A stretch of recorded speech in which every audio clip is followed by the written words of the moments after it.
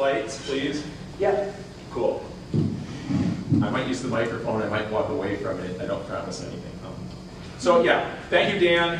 Thank you, Sierra Club. Hey, also, Yusuf Rabi, I went to a meeting last week and he spoke about how to get yourself heard at the state level, and there's some tricks to it that I didn't know. And unfortunately, I was speaking last week, so I was paying more attention to myself than him.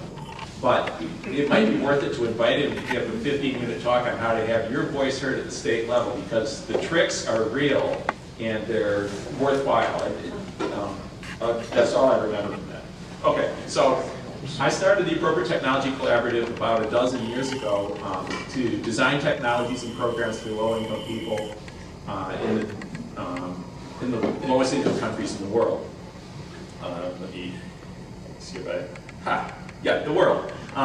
And this is a picture of the Earth from 1972 from the Apollo 17. It's the cover of the Whole Earth Catalog. This is how I remember this. The Whole Earth Catalog was Steve Jobs called the Whole Earth Catalog at that time.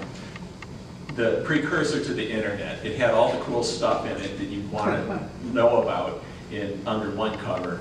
And it also, this is where everything is. This is where we live. This is where all of our friends and relations. The entire human community lives on this one blue rock, and everything that we create stays here. There's no other place to put it, and all of the people that live here are really our neighbors. There's no other place for them to be.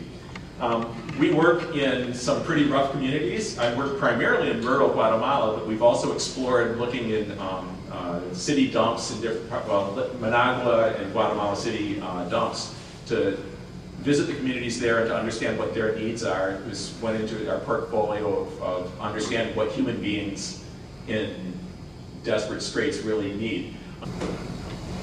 These are the conditions people live in. People are struggling in parts of the world just to get by, just to be alive. It's a struggle to be alive. I had a conversation with this woman living in the Managua City dump. We were there, there's a translator here, and the woman that was living there, and she was living there with her children. And she was telling me about how she had plans for her two sons, that they were going to go and study at a trade school that the Spanish government had brought to the area. And she was really excited about their future because they were studying and they were going to get good jobs. And she was talking about other things. And I realized she's having the same conversation I was having with my friends back in Ann Arbor about what our kids are doing and what we hope for them and how we hope our family does well in the future. It was 100% exactly the same conversation you would have with your friends. How about that? This is universal. Everybody is very similar. Same aspirations, same goals. The only difference is that she has less opportunity. Okay. Let's discuss poverty just briefly. This is how economists look at poverty. The economy is like a pyramid. It's relatively few people at the point of the pyramid are rich, right? And a whole bunch of people at the base of the pyramid are poor. That's how the economists look at the pyramid. I gave a talk at a conference about lifting the economic pyramid, and that was my little sketch for it. This is what the economic pyramid really looks like. If you take everybody and you assign, okay, everybody's 1 inch by 1 inch, and then for every $10,000 in income, you're 1 inch tall, right? It's a mile long here by a mile. Half the people in the world are in that very first layer. By the time you get up to be this tall on the economic pyramid, this tall, the pyramid is about this wide, okay? But the actual height is 3 miles, which means that there's actually, these people here have most of the money. Does this make sense? What it makes sense, what it is that the model economists use for understanding the economy is dead wrong. It's not a pyramid, it's closer to a thumbtack. So we design both technologies and programs to get technologies in people's hands. And so I'm going to discuss a couple of the technologies that we have created. We have about a dozen products that we've created that are used around the world. This is a solar vaccine refrigerator that we designed back about a decade ago. And it it can be built anywhere, locally available materials. It does not use electricity. You can build this in a rural community. You don't have to have a long extension cord to plug it in. You don't need to buy solar panels and bring them there. This is something where that box on the top it collects heat from the sun. And this part gets hot, and this part gets cold because this is hot. And in between there is physics. And if I described it to you exactly how it works, that would take the rest of the evening. So I'll keep moving on. So no electricity. This is in use primarily in India. There was a company that started building these for vaccine storage in India. From our design, anyway, our design is available for free for people to copy. The first group to use this, by the way, were a group of fishermen on the east coast of Africa who were selling dried fish, and they were able to get close to 100 times more per pound of fish if they could have a refrigerator that could keep them cold long enough to get to market. So the first version of this was built really big to cool fish. The second version that I heard of was used by farmers in Peru to keep milk cold until it could get to market. So it's used for more things than vaccine storage, but our original design is for vaccines. Okay, so available free online. Built by students, by the way. A team of students from Michigan State University came down to Guatemala to work with us, and in 4 days they built a refrigerator out of scrap metal, which is just mind-boggling to me that people can do that. This is a cool project. It's a generator made out of old disc brakes from cars and recycled microwave oven parts. That's it. And it has a certain steampunk aesthetic to it. It is relatively robust. A wheel for a car has 100 horsepower that might go through it. It is about a 1,000-watt generator. It has about 1.3 horsepower going through it. So it should last a very long time. This has a trivial load on it. The idea is that we want to hook it up to a water turbine where it spins 24 hours a day, 7 days a week, provides electricity, and we don't need batteries. Because if you have water running 24 hours a day, 7 days a week, it's providing electricity all that time. And where your energy is it's stored in the water that's flowing down the hill and flowing through your pipes. And this is also one of our more popular designs. So we do a lot of solar work. This is a solar food dehydrator that in Guatemala they have one growing season, and then there's a dry season. The dry season's getting longer, by the way. There's more drought in Guatemala, which is, since I started working there, the droughts have become worse. The dry season is extended noticeably. Anyway, during the rainy season, fruit is literally falling off trees. And fruit doesn't store itself very well. A mango falls on the ground and within 3 days it's spoiled. However, if you can dry it, you can store that fruit for a year or two. Now, in Guatemala during the dry season, kids don't get enough nutrition. As a matter of fact, in western Guatemala where we work, over half the kids are stunted from bad nutrition, which means that they don't grow up tall enough and their brains don't develop fully. So it's a tragedy what's happening there. This is a way of taking the abundance of food during the rainy season and making it available at other parts of the year.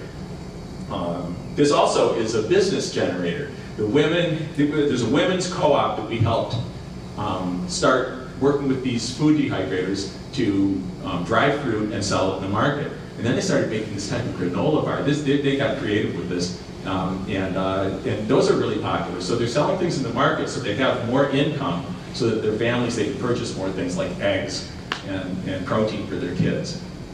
So there's a 8-woman cooperative that uses a pair of these food dehydrators right now. And other nonprofits are asking us to provide both the food dehydrators and then also business lessons for the people so that they know how to do bookkeeping, accounting, and have some sales strategies. So Mind, Power, and Light. Now we talked about some of the technologies we've created. Okay, a generator, refrigerator, and solar food dehydrator. We have a dozen technologies we've created. We also have a program. technologies are great, but if you can't get them into people's hands, they don't really do much. So we created a program called Mayan Power and Light to get solar power to the poorest people in rural Guatemala. These are people, they call it the last mile. These are people past the last mile, where we have to sometimes carry materials, by hand, on paths to get to these little villages that are amongst farming communities to get the products to the people that need them. So Mayan Power and Light teaches Guatemalan women about electricity, circuits, solar power, and then we provide an education in carpentry skills, which is seeing a bunch of Guatemalan women use power tools for the first time is just wonderful. They're laughing, they're having a very good, no, they're having a wonderful time here. By the way, in rural Guatemala, women don't take tech classes after about the 7th or 8th grade. The guys take tech classes and the women take sewing and weaving classes. And we taught a solar class, and all the people that signed up for the solar class in Guatemala were guys. And I said, well, where are the girls? Where are the women? And they said, well, they don't take tech classes with boys. So we decided to offer a solar class to just girls, just women. These are young women. There was a waiting list for the class. Lots of women wanted to take the class, and it turned out to be very popular. So, given an opportunity, the women will sign up for tech classes and really enjoy them. Carpentry class, tech classes, and also then business incubation, business classes, how to run a business, how to do marketing, and a certain amount of self-esteem building type classes. Okay, so Mayan Power and Light was recognized by the United Nations Compact for Sustainable Development as one of the top 100 sustainable enterprises worldwide. This was a surprise to us. We're a small nonprofit, and to have this honor it came out of the blue to us. Anyway, it's been very nice to be able to put this on our resume, our collective resume. And it's because we address 8 of the 17 Sustainable Development Goals put together by the United Nations Sustainable Development, the Compact for Sustainable Development. It's interesting, once you start a program like Mayan Power and Light, where we provide solar power, actually Mayan Power and Light provides solar power, and they don't give things away. These are businesses. These are real businesses that make a profit, or at least make enough money to cover costs, to sell solar power to rural people who have very little money. So cost is a critical issue there. To add another category onto that plan, once you have a working program in place, it's so much easier than starting from scratch. So if we wanted to make sure that we were working on gender equality, well, we have a whole series of classes for women. Gender equality seems to be something that we can make sure that is part of our program, because it's an important part of this. If you read about the Sustainable Development Goals, they go together. They make a program. They make the world a better place. But every aspect of it, all 17 goals, are interrelated. And so adding gender equality, adding clean water now, we actually sell water filters, reducing inequalities. This is where women are able to earn a living in a country where only men had earned a living to begin with. In parts of the country where only men were earning a living to begin with. Adding something onto an existing program is so much easier than starting a program from scratch. So, let me tell you a story. Fatima joined us at age 16 to take our Mayan Power and Light curriculum. And she traveled about 7 miles to get to the class across Lake Atitlan. So she took a bus and then took a boat across the lake and went to the class 7 miles from her home. That was the furthest she'd ever been from home in her life.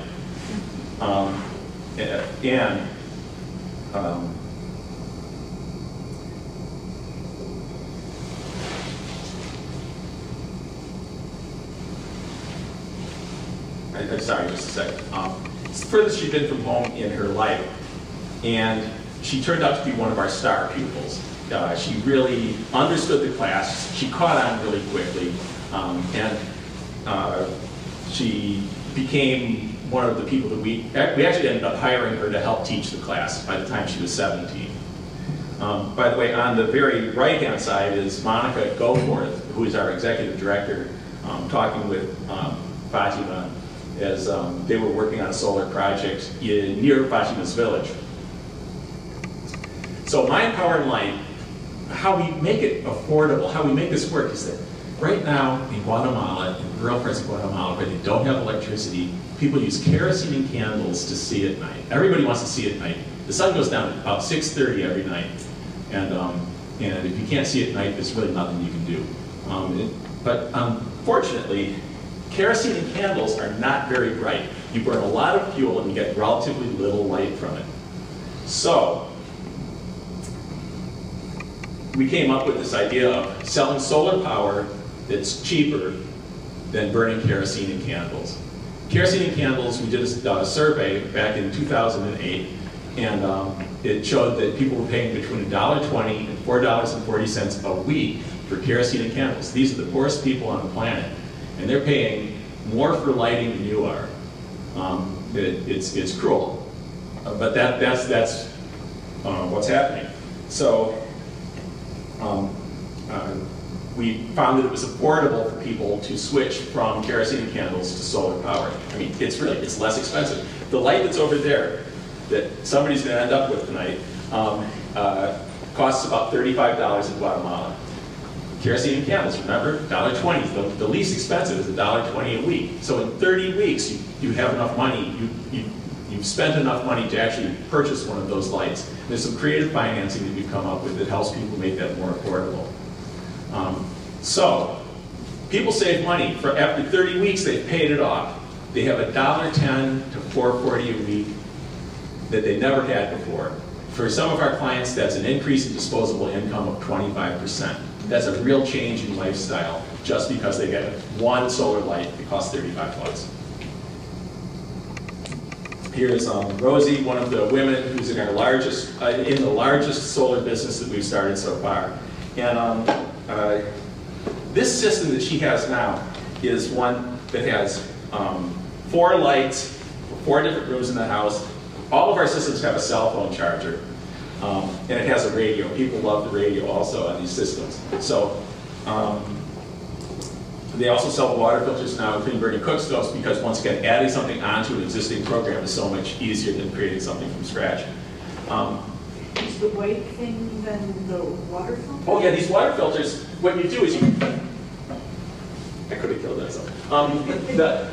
The water filters, these are like 5-gallon buckets, they're food grade plastic. You pour water into the upper one, and it flows through into the lower bucket through that little plastic piece there, through the filter. That filter, and it's clean water in the lower bucket.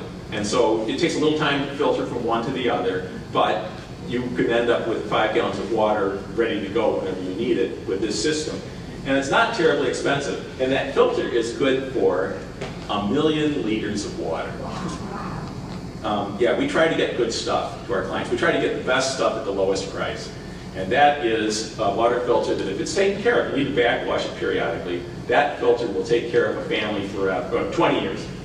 So we also are working on other ways. We're working on ways to make these solar power systems last for 20 years. Right now, a solar power system like what Rosie's holding, the solar panel lasts 20 years, the LEDs last 20 years, the batteries last 5 or 6 years. So that's the weak point in the system. We've come up with a new circuit board. We have great volunteers, by the way. I don't know electronics, but we have a volunteer that does. And he designed a circuit board for batteries. It's a battery management system that makes it so that the batteries, for 15% more system costs, 15% more, the batteries will go 20 years. So it gets 4 times as much value out of the system for 15% more. That's the type of engineering that just gets me excited. You know, it's possible to do that. You can, we can, and the volunteers that we have can really make the world a better place. So I'm really excited about the lights. as you can tell. Oh, and families that get these lights have a big change. The kids can see well enough at night to do their homework at night for the first time. Girls, right now every family has a cell phone, because cell phones you can get a used one in the market for $2. And in Guatemala you can receive phone calls for free. So everybody has a phone and it's on all the time. But if you're 90 minutes from the nearest outlet, guess what? Somebody has to go charge the cell phone.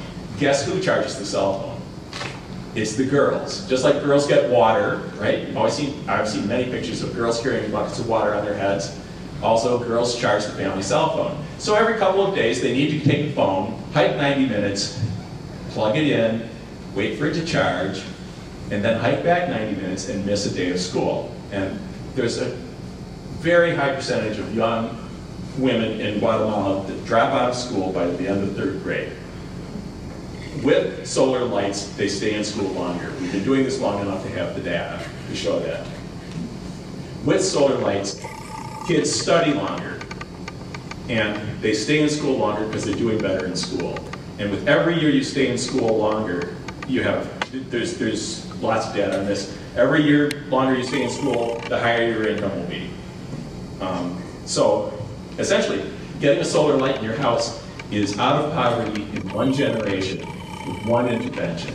And it costs $35 for a single light. This is a larger system, and we've come up with a creative way of financing these that I'll discuss in a minute. So, in addition to getting people out of poverty with some simple interventions,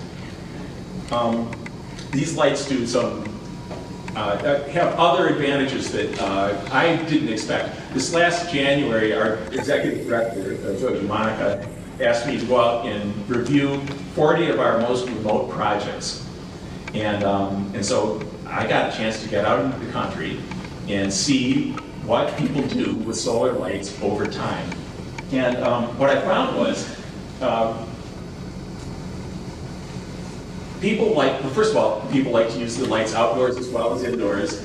And the houses are lit up. All the things I've just described do take place. And families are doing better. But also, if you have a light in your house, people can see it from miles around. If everybody else is using candles and you have an LED light, it's like a beacon, and people are drawn to that. And if you have a house beside a path or beside a dirt road and you have a light on, people are going to stop. And you could open a window like that, tienda, that means store. They started a store out of that window. And they're outdoor furniture, cool, you get to hang out. And there's lights. People can hang out under the lights at night. So this is a business that was started only because they had a solar light. That was one of the discoveries that we made. I just think it's so cool. And here are some of the things that they sell. Now, I have to admit, this is not the healthiest food in the world. But there are some eggs there. There are some cleaning products that they have. There's some feminine hygiene products that they have. But also, so they have a store. They have extra income. And this is their store and their bedroom and their living room, all wrapped in one. This have you ever heard, I'm sure heard of tiny houses, well, Guatemala invented the tiny house. This is an extreme case of a tiny house. Anyway, I was so delighted to visit these stores and see these families prospering from the simple technologies that our businesses have introduced. If I say we've done this, by the way, at this point, it's the businesses that we've helped start. So I take credit for it, but it's really other people doing all the work. You know, these businesses are independent. This last year, they were unfunded. We didn't have money from Mind, Power, and Light last year, and yet we brought solar power to over 10,000 people because it was a business that was profitable. And once you get a business going that's profitable, people aren't going to stop making money.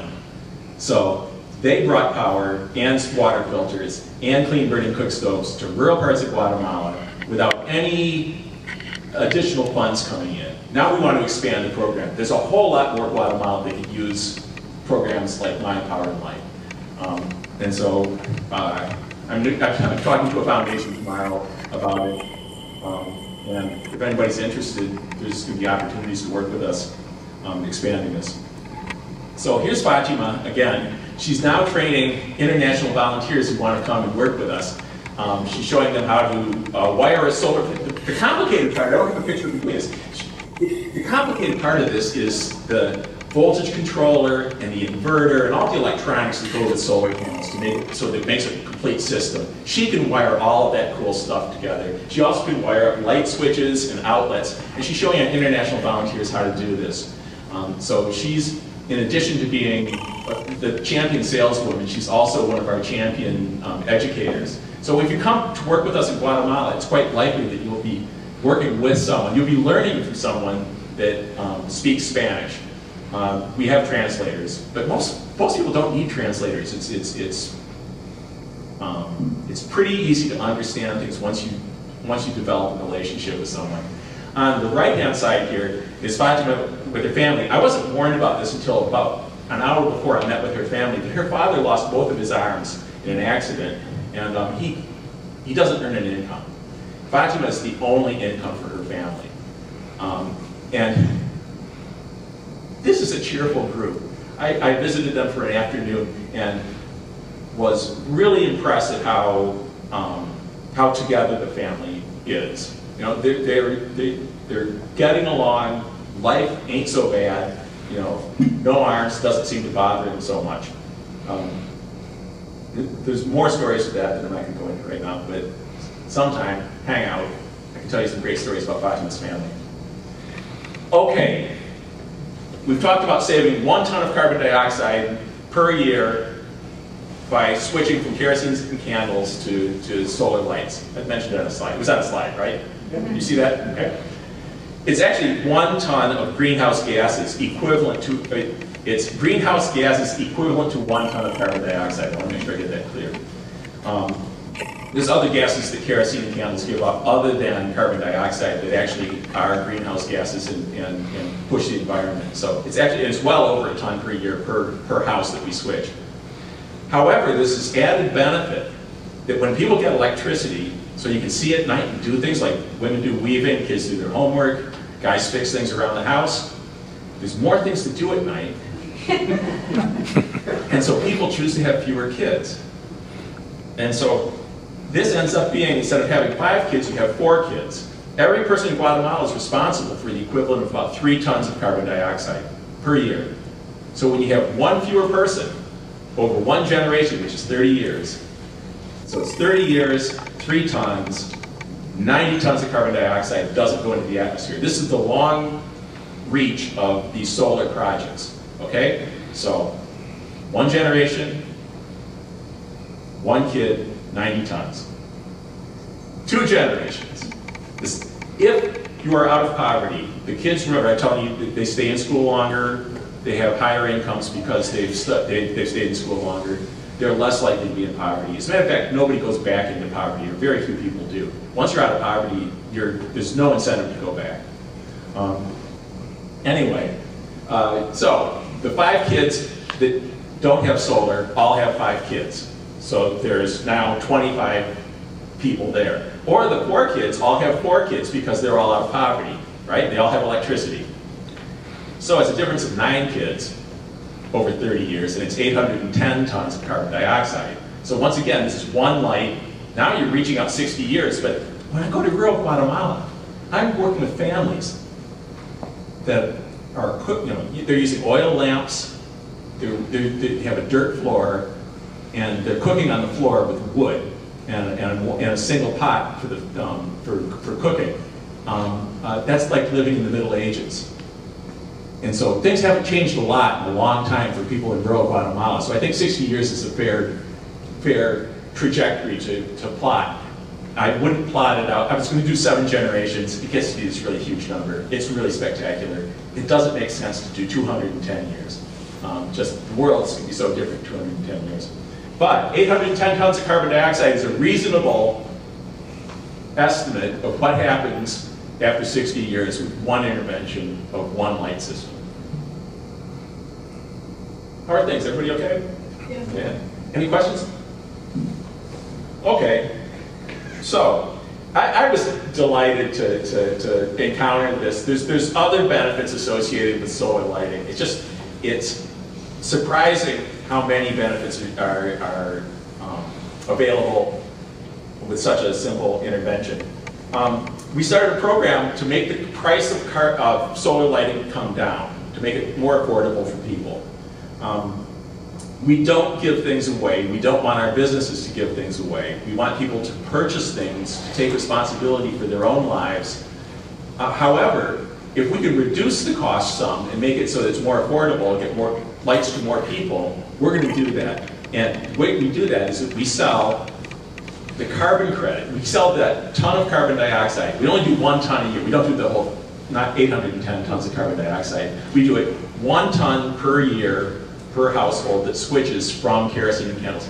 Now, our program is not certified by a third party. That's because that's really expensive and we're really small. So, what we do instead of certification is we, oh, by the way, carbon capture and sequestration, $94 a ton. That is an estimate. I don't believe a single ton of carbon dioxide has ever been captured and sequestered for $94. But that's what they're predicting will be the cost in the near future. There's another estimate that's around $300 a ton to sequester carbon dioxide. Or you can just avoid having it put in the atmosphere to begin with for 10 bucks. I don't know. I go for the 10. By the way, that is a Boy Scout installing solar power by candlelight. We have the coolest volunteers. We've had Boy Scouts, we've had Girl Scouts, we've had a wide variety of ages. Anyway, so what we get instead of having this certified by a third party is we actually get people to sign off on what they've received. So a family has to affirm that they've received a solar light to replace candles, paraffin candles, or kerosene. And then we file these and they're available to the people who have made the contributions for the carbon credit program. So far, we ran it for 1 week so far. This, by the way, is signed with a thumbprint because that's who we're dealing with. And all of the documents will be stored and auditable. That's how we're making sure that people can verify that what we're doing, what we say we're doing is what we are doing. So I think that this is actually more transparent than having a third-party certification. We're working a little harder, but we're saving a ton of money for the small nonprofit. This, by the way, was to certify that a family received a water filter after a volcano eruption in Guatemala that wiped out a couple of villages. There was a lot of people without water, and the water was contaminated in a lot of villages. So we got those fancy water filters out to people, and once again, really low cost, water out to people, water filters out to people, and everybody had to sign for them. So humanitarian carbon credits. With solar lights, kids do their homework at night for the first time, girls stay in school. With the higher income, families can afford better food, higher quality food, and there's less malnutrition. And kerosene really puts out toxic fumes and puts out the soot that you see from that candle is one of the atmospheric forcers. It pushes the equivalent of carbon dioxide way up for kerosene lamps and candles. If you burn a lot of candles in your house, you'll probably notice that your walls are not as bright and clean as they used to be. So, we can do this in Detroit, and we can do this beyond Detroit. This is not limited to Guatemala, it's not limited to the circumstances there. So we started a program in Detroit called Detroit Solar, and we teach about electricity, circuits, and solar power in Detroit. But instead of starting businesses with our Detroit kids, what we're doing is helping them have hands-on training so that they're ready for jobs in the solar industry. And we're helping them get to the point where they may be able to interface with a state-approved apprenticeship program. We're just starting out in Detroit. We've already had a few solar installations with our Detroit kids. Amazing group of people so far. Anyway, so we have after-school programs. We're working on summer school programs, and we're expanding it to Southeast Michigan. It's not just for people that live in the Detroit zip codes. we're going to be teaching it in Ann Arbor, and we've been asked to teach it in East Lansing also. So, and this class, by the way, we've taught it to people as young as middle school, younger than middle school. And we've taught it to people that have a college education. Everybody gets something out of the class. And it's the same darn curriculum for everybody.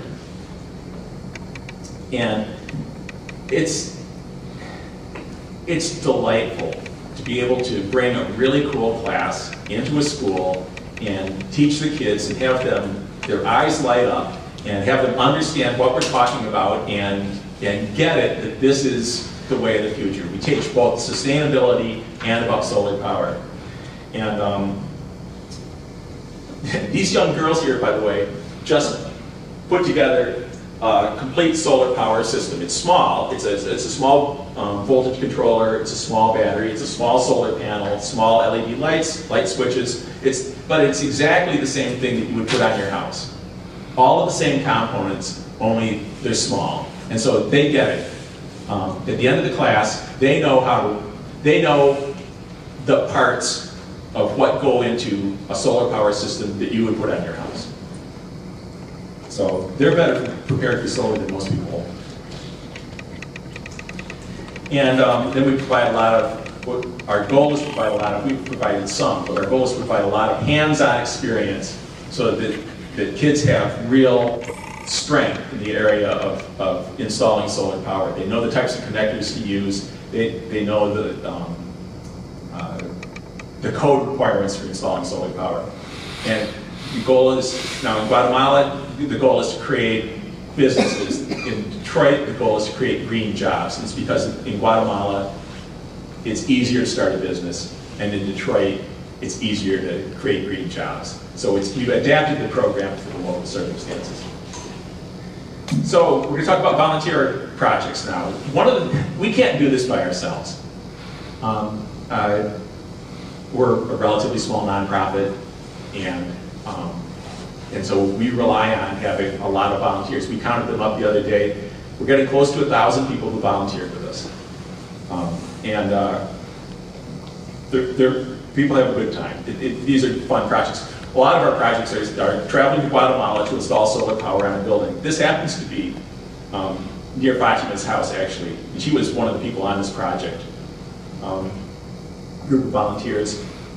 And our volunteer projects focus on solar power, natural building. We're using the techniques for building that the Mayans used before Adobe was invented. We're using bamboo and clay in such a way that these buildings are, structurally speaking, more able to resist earthquakes. Guatemala is a good earthquake zone.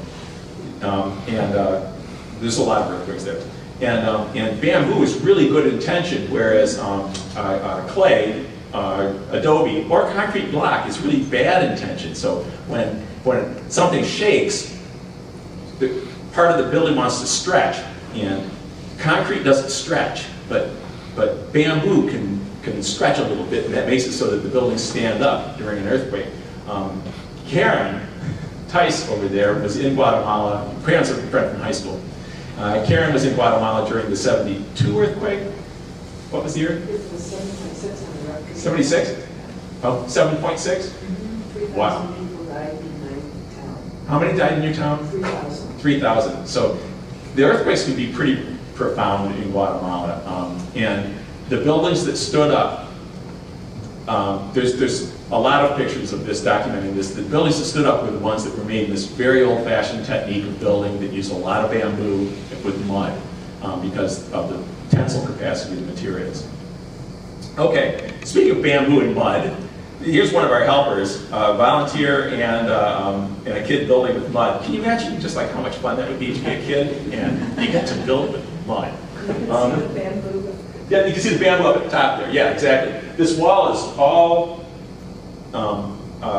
horizontal bamboo and vertical, larger pieces of bamboo, and then there's a technique to it, but there's a lot of fiber in that, and that fiber is really strong, and so that's what holds these. It's called bajareke, and that's what holds those buildings together. So you get to a typical volunteer project with us, you get to install solar power. It takes 3, maybe 4 days to install solar power on a building, and the rest of the time you get to play with mud and help repair a school, or build a new building, or build with bamboo.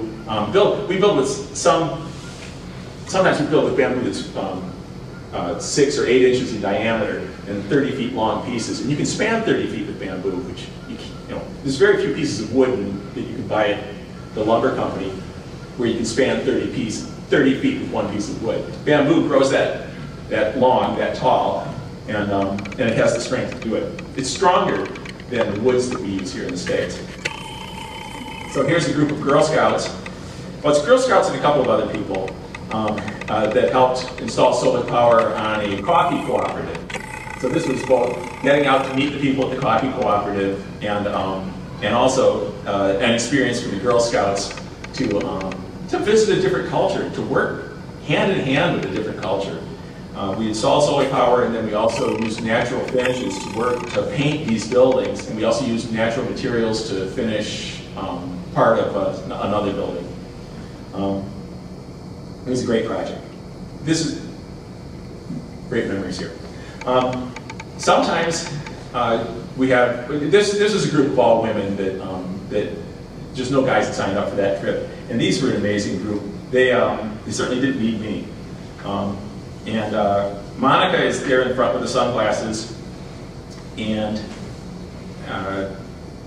to her, the person on the far left there, her name is Heather. She volunteered on a project. She came back a year later and was an intern for 3 or 4 months with us, and then she left to join the Peace Corps in Mexico, and she just asked us to come up to Mexico to start a program installing solar food dehydrators. So it's part of the she's part of the family now. So Monica's the director. Heather is our person in Mexico, carrying the mission forward. So we have people of a variety of ages. As I said, we've had as young as 14 and as old as 80 traveling with us so far. Right now, a family with a daughter who's 7 years old wants to travel with us in August to install solar power in a school. And I hope they get to do that. Yeah, I'm just going to show some pictures of just fun on the job site.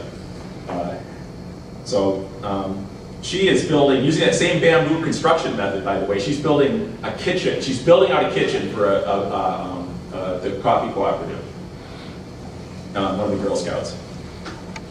So transportation to and from the job site can sometimes be a little primitive. If you were to volunteer with us, I would have you, if you were concerned about riding in the back of a pickup truck, check with us first, because it may be what's expected. And sometimes it is, and sometimes it isn't expected. Does it have brakes? It's using a rock. Yeah, using a rock. This pickup truck did not have a jack.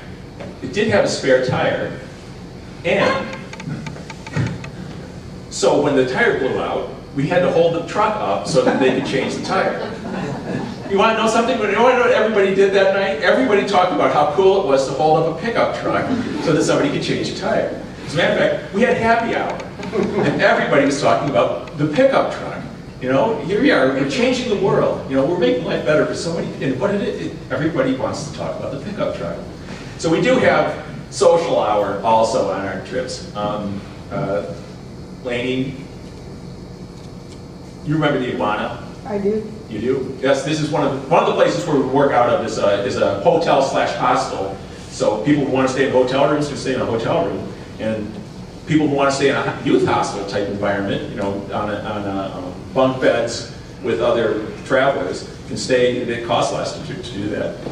So 2 of these guys are staying in the youth hostel, and Tom there is staying in a hotel room, really nice hotel room. It's a wonderful place.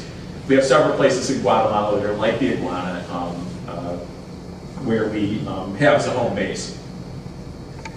And we've had up to about 20 people on the trip, and as a single group. We've had up to 4 groups simultaneously in Guatemala, Nicaragua, and India simultaneously. So the program can handle a lot of volunteers at the same time. These guys, volunteers, Greg and MJ, both of these people now volunteer with us in Detroit. They're both from Ann Arbor. And they're helping the kids with the hands-on solar installations in Detroit. And they both have experience doing solar work, a lot of solar work around the southeast Michigan. Here is our driver, Ruben Mata. Both of his kids, he has 2 boys, both of them were born during our trips. Ruben, I was surprised, I was riding with him along the highway, and he said, yeah, my wife just had a baby. And I said, well, why aren't you with her? He said, oh, no, her mother does that. And it's absolutely unexpected, not expected for a guy to be there. I told him that things are different in where I come from. But anyway, both kids were born on March 3rd during one of our spring break trips with U of M students. And another group of volunteers, another one of those walls that we built out of bamboo. And we started doing this, making posters out of our groups of volunteers, and now that we're up to such a large number, we can't do it. We don't have the time to do this anymore. We're getting busy. So, I've shown you ways that we've done some things to help make the planet and people's lives a little bit better. And it's not something that's unique to us. As a matter of fact, in Nicaragua, a woman working with a group called Pronica, who we had interfaced with briefly, well, her skill set was that she's a cosmetologist. Thank you, I love that. In Florida. Yeah, she's a cosmetologist in Florida, thank you.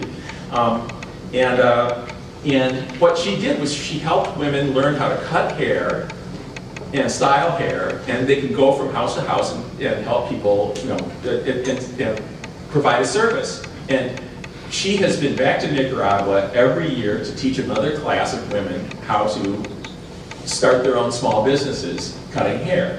So there's now many hundreds of women who have jobs and have an income because this one woman decided that her skill set was valuable and she could teach other people to earn a living. The Milagros schools. This is a school that many of our volunteers have worked on over the years. We've had several projects here. It's not connected to the electrical grid. So the solar power that the school has, which isn't a ton of solar power right now, is all they have. Milagros Schools project was founded by Penny Rombacher. She's an airline flight attendant. She started over 200 schools now. She's financed over 200 schools in Guatemala because she realized, and all the schools have nutrition programs. So the stunting that I was telling you about, every kid gets a hot meal every day at these schools, so that it helps fight the malnutrition in Guatemala. And a flight attendant, okay?